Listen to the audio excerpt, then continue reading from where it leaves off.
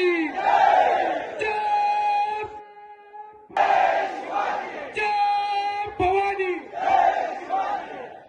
जय भवानी, एक मराठा, एक मराठा।